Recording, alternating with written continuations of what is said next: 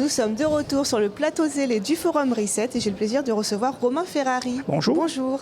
Alors vous êtes le directeur général du groupe Serge Ferrari. C'est une entreprise de plus de 700 salariés et vous fabriquez des toiles composites. Oui, c'est exactement ça.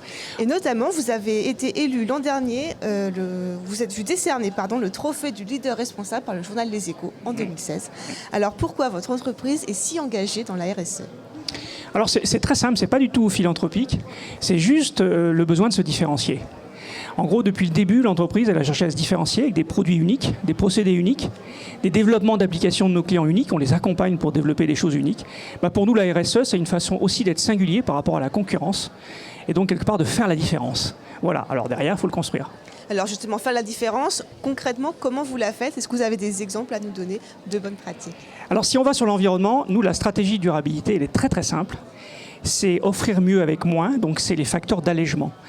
Les solutions que nous portons sur le marché avec nos clients ont des facteurs d'allègement, c'est-à-dire des réductions d'allègement, des réductions de poids des ressources, de l'ordre de 2 à 10. C'est-à-dire qu'on est capable d'offrir la même chose, voire mieux, avec entre 2 et 10 fois moins de matériaux. Ça, c'est le premier point, et c'est essentiel. Et puis le deuxième point, c'est l'économie circulaire. Nous avons développé une technologie qui n'existait pas et nous l'avons industrialisée pour recycler tous les produits en fin de vie que nos clients récupèrent et ça représente 1 million de mètres carrés, en gros par an. Et vous voyez, l'association des deux finalement fait l'économie perma-circulaire qui associe l'allègement, la fertilité du territoire et puis l'économie circulaire, le recyclage notamment. Alors l'histoire de votre entreprise s'est construite sur un territoire, le territoire Rhône-Alpes, vous êtes très implanté là-bas et aujourd'hui en même temps vous êtes une entreprise internationale. Comment vous conciliez les deux ? Alors ça c'est un peu un paradoxe parce qu'on est vraiment une entreprise globale puisqu'on exporte dans 80 pays et nos marchés sont mondiaux, très clairement. Mais chose assez étonnante, en fait l'entreprise n'est pas du tout son développement n'est pas né d'une vision totalement globale. Elle est d'abord partie d'une vision locale. En fait, quand l'entreprise est née dans les années 70, elle n'avait qu'un seul marché et un petit réseau de clients national, français, qui était sur un marché unique. Et en fait, ce réseau de clients, petit à petit, on a créé une association avec eux, un mode de coopération pour 2 choses, en fait.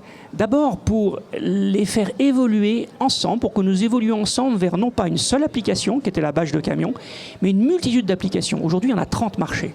30 marchés différents qui vont de l'architecture, de la protection, du biogaz, du yachting, des applications grand public, des sièges de jardin, etc. etc. Donc c'est énorme.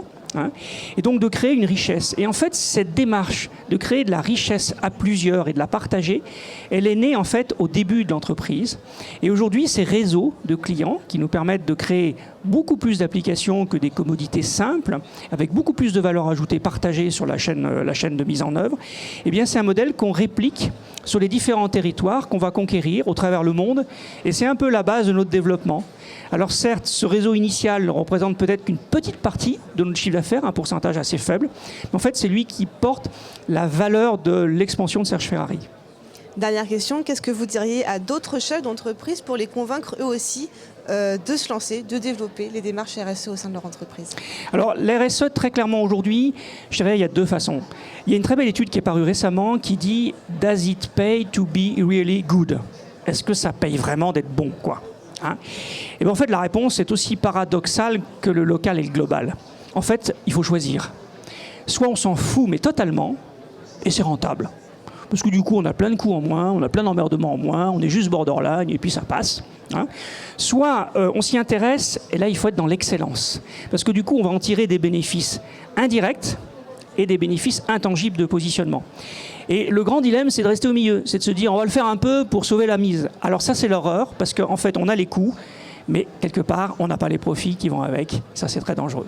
Donc l'idée c'est quoi ? C'est allez-y, mais allez-y franchement et vers l'excellence ? Oui, allez-y comme vous le souhaitez, allez-y à fond, allez-y, je dirais, avec passion, mais ne restez pas au milieu du gué. Là, l'étude est très claire là-dessus. C'est une étude qui a été faite sur 1200 entreprises. Et elle montre bien que la performance financière des entreprises est bonne, soit si elles s'en foutent totalement, soit si elles accrochent complètement le concept. Et qu'au milieu, c'est pas bon. Merci beaucoup.